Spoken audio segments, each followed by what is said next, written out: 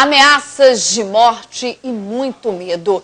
Esse foi o clima encontrado pela CPI da exploração sexual infantil da Câmara Federal em Coari. A comissão esteve mais uma vez no município para ouvir novas testemunhas dos casos de pedofilia que envolvem o prefeito Adail Pinheiro. A gente não teme pela gente. A gente não teme pela gente, porque quando a gente entra nisso, a gente entra sabendo que pode acontecer, né? Eu temo pelo meu filho, pela minha esposa. Se você se esconde, o cara vai te matar. O cara vai te ameaçar, sei lá se ele tem conhecimento disso, mas alguém vai fazer alguma coisa e aí a gente vai ficar esquecido. É mais um. Nós vamos virar estatística. Eu não quero virar estatística pro meu filho. O depoimento é de um homem que passou a ser ameaçado de morte após dar declarações à imprensa contra o prefeito de Coari. O técnico em enfermagem Roosevelt Carvalho, de 43 anos, teme ser assassinado a qualquer momento. A gente vê o pessoal da Federal aqui, a gente se sente até protegido. E aí, sexta-feira, sábado, domingo, uma cidade do tamanho de Coari que você precisa sair, você precisa ir na padaria, você precisa pegar teu filho na escola. E aí, nós vamos fazer o quê? Nós vamos fazer o quê? Com o município que é dominado pela prefeitura. Aqui, se você não for empregado da prefeitura, você está desempregado. Então, quer dizer que o domínio dentro dessa cidade é muito grande. Isso tudo por causa de um sistema que patrocina a pobreza para poder estar aí, com os caras na mão. Relatos como esse foram denunciados aos membros da CPI assim que desembarcaram em Coari. Em frente ao aeroporto, um grupo de moradores pedia justiça para os crimes ocorridos na cidade. A primeira parada da comissão foi aqui no conjunto Rebeca, no bairro de Santa Efigênia, onde fica a casa do conselheiro que sofreu atentado no dia 17. Eu fiquei só, deixei essa janela aqui aberta, eu esqueci na verdade e fui tomar banho. Dentro de uns 5 minutos eu ouvi o disparo. Eu me tranquei, eu acho que uns 5 minutos dentro do banheiro, pensei que a pessoa estivesse dentro de casa. E depois disso eu vim ver o que tinha acontecido. E me deparei com a cadeira, onde o tiro foi alvejado, né?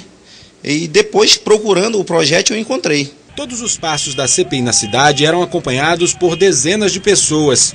No bairro de Singanópolis, moradores que conversavam com os parlamentares eram observados por um suposto segurança de Adail Pinheiro, que foi denunciado pela população. Olha, a gente está gravando aqui, a gente ficou sabendo que o segurança do Adail, esse rapaz está rondando aqui. Vamos conversar com ele. Amigão, você é segurança do prefeito Adail? Não.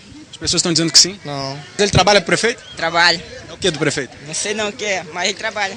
Os membros da CPI também visitaram locais onde, supostamente, ocorriam os encontros entre o prefeito e as adolescentes. Essa casa no bairro Singanópolis pertence a um dos seguranças do prefeito Adail Pinheiro, preso no início do mês, é do Elias. Ele também acabou sendo preso junto com o prefeito. Como você pode ver, o padrão dela é bem diferente das demais aqui no bairro, que são todas casas simples. Segundo os moradores, a ostentação era porque ele era um dos braços direitos de Adail Pinheiro. Esta casa é apontada em várias denúncias como local onde o prefeito se utilizava para movimentar a exploração sexual aqui no município de Coari. Essa testemunha, que não quer se identificar, conta como era a rotina da casa. Aí rolava de tudo aí. Chegava de noite aí, tava tentando aliciar um monte de meninas aqui de trás aqui. Inclusive a filha de um rapaz que mora do lado também, na casa dele, também que ele tentou. Uma vez eu cheguei aqui, umas 6 horas da tarde, ele saiu daí no carro, era umas 9 horas, conversando com a menina, né? O que um cara desse faz querendo conversar com a menina? Depois de visitar os locais onde aconteceram os atentados, as deputadas da Comissão Parlamentar de Inquérito vieram até aqui o prédio da Universidade Federal do Amazonas, onde ouviram a portas fechadas novas testemunhas ligadas aos casos de exploração sexual aqui em Coari. Também foram ouvidos as pessoas que disseram terem sido vítimas de ameaças. Daqui, algumas já devem sair para o programa de proteção à testemunha. Uma das pessoas que veio para cá, que eu não posso revelar o nome, no trajeto para cá foi ameaçada.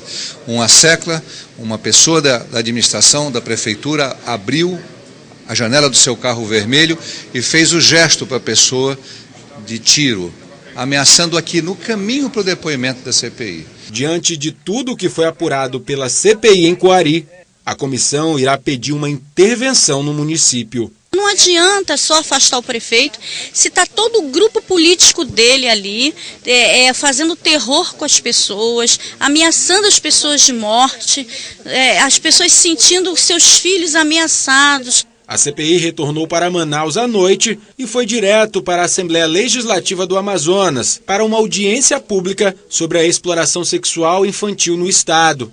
A relatora da CPI cobrou respostas das autoridades amazonenses sobre Adail Pinheiro. É impossível que um homem como ele, que já foi preso, ele seja blindado por autoridades.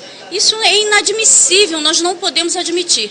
Então nós vamos correr atrás desse prejuízo, né? Porque a população merece uma resposta sim, do Poder Judiciário, do Poder do Tribunal de Justiça desse Estado, do governador, dos senadores desse Estado, dos deputados federais, que nós não vimos aqui dar apoio a esse trabalho nosso aqui. Então nós temos que cobrar dessas autoridades sim, que eles se tomem um posicionamento.